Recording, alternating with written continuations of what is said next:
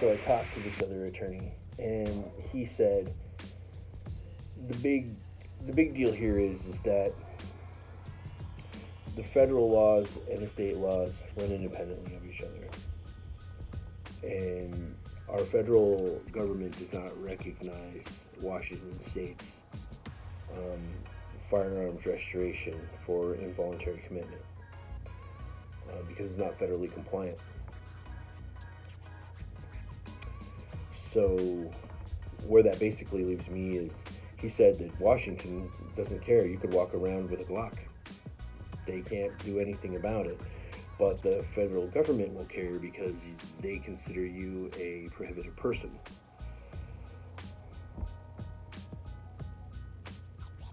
So then I talked to the ATF about that, and that's kind of where I had talked to the ATF. I got to that point where I'd called up, talked to the lady at the desk. She got me back to an officer, and he had just went through a thing like a month earlier with somebody else that had got the gun rights back, and he didn't understand it. I mean, he'd been an officer, he said, for 30 years, ATF. I'm not using names on purpose because I don't want to drag people in my story that don't want to be dragged or Mr. ATF guy, very knowledgeable about what he said. He just was like, well, he's the one that explained that Washington State just doesn't do all the things necessary to be federally recognized as a state that has a program.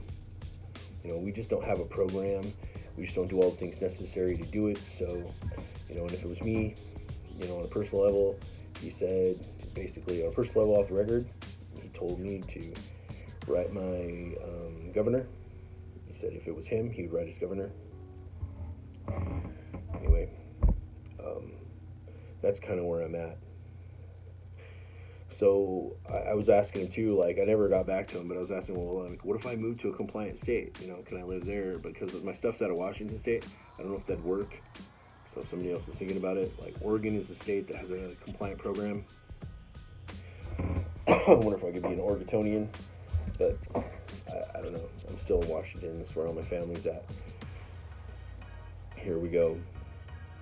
The next thing I asked him, I was like, well, what about antique weapons? See, now I'm going to stop right there because Washington State says anything that expels a bullet or propels a projectile with an explosion or something like that is considered a gun. And they took the federal law that explains antique firearms and they copy and pasted it into WAC law. So an antique, by definition, under federal law, is the same definition in Washington State. Then Washington State says that's a gun because it shoots bullets with an explosion. That's just how Washington State is. So if you're a felon in Washington State and you haven't been reinstated your rights, carrying around a musket, cap and ball, will get you charged for having a gun. Which is why I never touched one until I got a $4,000 piece of paper. Now I'm allowed to have a black powder weapon. So I talked to ATF about that. I'm like, back over to him. I'm like, what about antique firearms? He said the ATF has no opinion on antique firearms. Don't get caught with any bullets. I'm like, what? He said, don't get caught with any bullets. I think he's talking about fixed ammunition. I'm talking about this because I have another letter to the ATF, their fire tech, that I want to cover in another video, and I will jump to that eventually. I submitted a really big letter. That's pretty cool, actually. It took me several weeks to formulate my questions, and I'm pretty proud of them. But back over to the ATF has no opinion on antique firearms. Basically, on the federal level, you've got guns, and then you've got antique guns.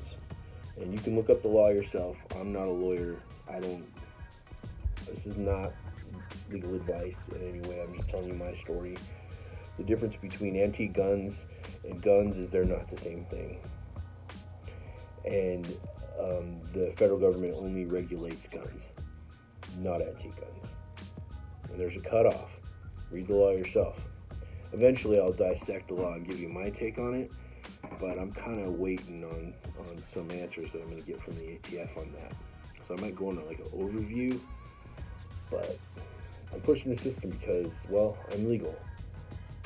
I went and talked to that same attorney, and while I was talking to that attorney, it was just like, well, what about antique guns, the one from Seattle? And he was just like, a lot of people do that in your situation because Washington State gave your gun rights back. You can have a musket, or a cap and ball revolver.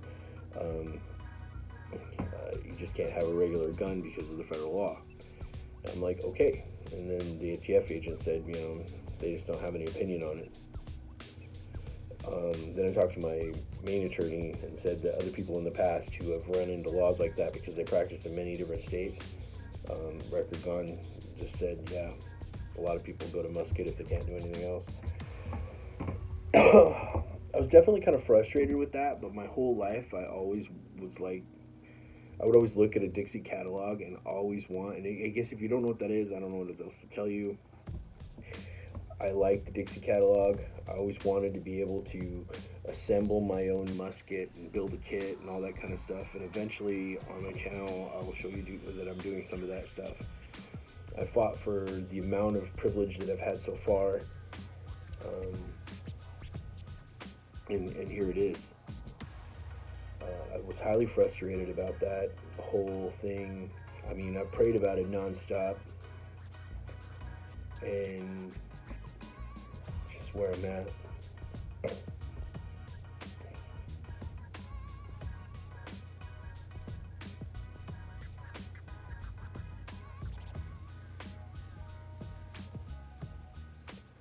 If you are following along, thanks for watching.